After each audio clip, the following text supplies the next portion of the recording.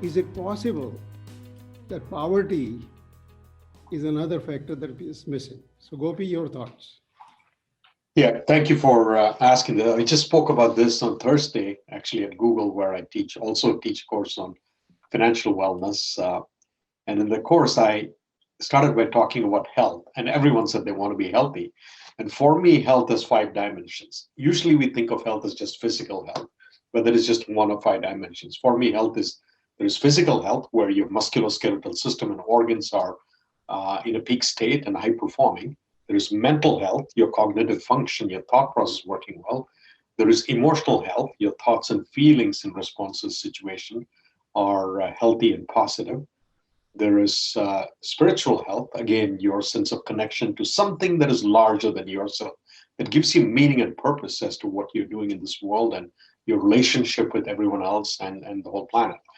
And the fifth is financial health, because money is indeed a life energy that flows through it. And if it's managed well, it serves you so that you can live a life of purpose and passion. And if it's not, it's a cause of great stress as that happens. So, yes, absolutely, financial wellness is an important dimension to consider. Now, this question of are people in India any happier? That's a hard one to answer. There are surveys like how Bhutan does the measures its happiness, and there are various organizations that measure how happy people are. And depending on how the survey is constructed, one country may be happier or or less happy than the other. But for me, it is less important about a country. It's more at the individual level. And a lot of what Jay was talking about said happiness is not something that happens to you. It is a practice, and that practice is available to everyone, because much of what Jay spoke about is accessible to anyone. So in that sense, whether you're happy or not, you can become happier than where you are. And Dan Buettner is another person researching it, where he says you can become happier by changing some habits and changing the environment. And these are choices that we can make. We have the ability, the power to make those choices. Jay, anything to add to that? Yeah, thank you, Gopi. Yes, so at Chapman, we actually, a part of a team that I helped to create, we look at health and wellness through 8 dimensions. So 3 more than Gopi just said. So we have the 5 that Gopi mentioned: physical, emotional, financial, spiritual, social. We also have intellectual, occupational, and environmental wellness. So we looked at these 8 dimensions, and they all need to be cultivated. So getting on to one thing that Dr. Sharma, Mr. Sharma, Mahavir Sharma said, this idea that what meditation does, and I'll answer Mr. Bakshi's question about poverty and issues.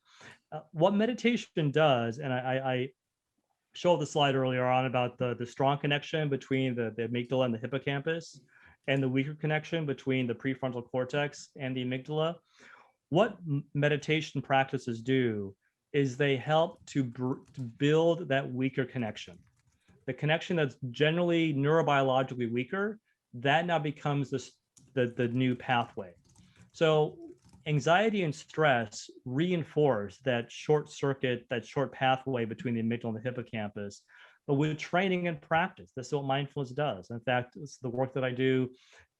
We apply the 4 C's: comfort, contribution, connection, and compassion into resilient leadership, into entrepreneurship, into organizational structures, into corporate environments, but also into society. So this segues into what Mr. Bakshi was saying about money and economies, and I think we're looking more so at economics and happiness is I think what I'm really getting at here. So finances on an individual is there, but all the surveys come out that says if the society itself is not feeling a sense of economic prosperity, there tends to be a greater decrease in happiness. There are exceptions. What is that exception? Countries that have stronger social networks and family support systems. Countries that have where the support systems are the network systems are put into place, the safety nets are put into place. Whether they're there by the culture, like in India, there's strong family support systems, or in countries like Scandinavian countries where there are great governmental networks put into place, this is what we're seeing taking place. So it's a complex question. It's the reason why a country like Costa Rica is ranked higher in happiness in the United States. Well, why is that? Well, there tends to be a greater focus on the family, education, access to healthcare is stronger.